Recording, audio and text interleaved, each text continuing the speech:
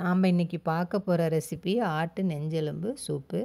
சூப்புனாலே அது ஹெல்த்தியானது தான். சூப்பில் நிறைய வகையான சூப்பு இருக்குது.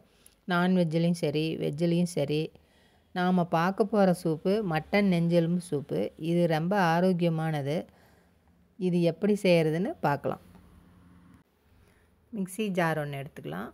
அதில் 1 டீஸ்பூன் ஜீரகம், 1 டீஸ்பூன் மிளகு, 1 துண்டு இஞ்சி, 6 பல்லு பூண்டு, 2 கை சின்ன வெங்காயம், 2 தக்காளி கட் பண்ணி சேர்த்திருக்கு, 1 கொத்து கருவேப்பிலை. இதெல்லாம் சேர்த்து நம்ம அரைச்சிட்டு வந்துடலாம். இப்போ நான் 1/2 கிலோ நெஞ்செலும்பு எடுத்திருக்கேன்.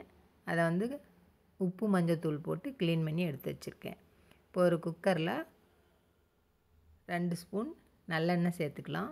1 பிரியாணி இலை, 2 கிராம்பு, 1 துண்டு பட்டை, 1/4 டீஸ்பூன் சோம்பு இதெல்லாம் சேர்த்து வதக்கிக்கலாம்.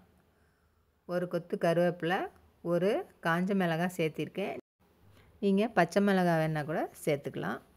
இப்போ நம்ம எலும்பை போட்டு நல்லா வதக்கிக்கலாம். இப்போ வெங்காயம், பூண்டு, இஞ்சி இது எல்லாமே சேர்த்து ஒன்றொன்னா தட்டி சேர்த்துக்கலாம். நான் அப்படியே அரைச்சி சேர்த்துருக்கேன். இது சளிக்கு ரொம்ப நல்லதுங்க.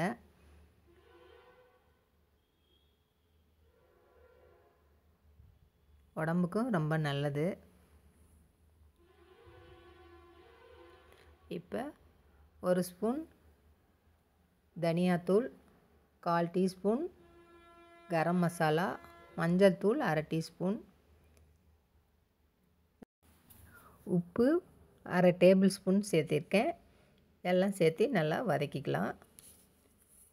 ஒரு 2 நிமிஷம் நல்லா வதக்கிக்கிட்டு அப்புறமே நம்ம அரைச்ச மசாலாவை சேர்த்துக்கலாம்.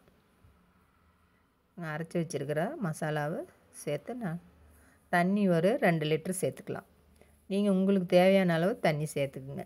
நான் 2 லிட்டர் தண்ணி சேர்த்துருக்கேன்.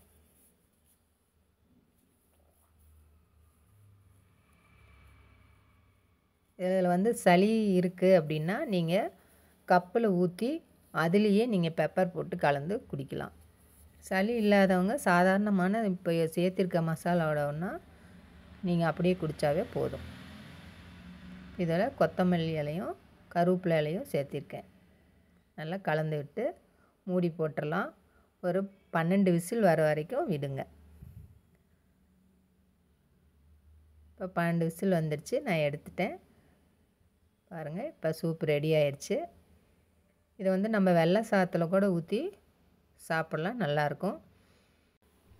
ரொம்ப ஈஸியாக சீக்கிரமாக செஞ்சிடலாம். நீங்களும் இதே மாதிரி செஞ்சு பாருங்கள். லைக் பண்ணுங்கள், ஷேர் பண்ணுங்கள், சப்ஸ்கிரைப் பண்ணுங்கள். நன்றி, வணக்கம்.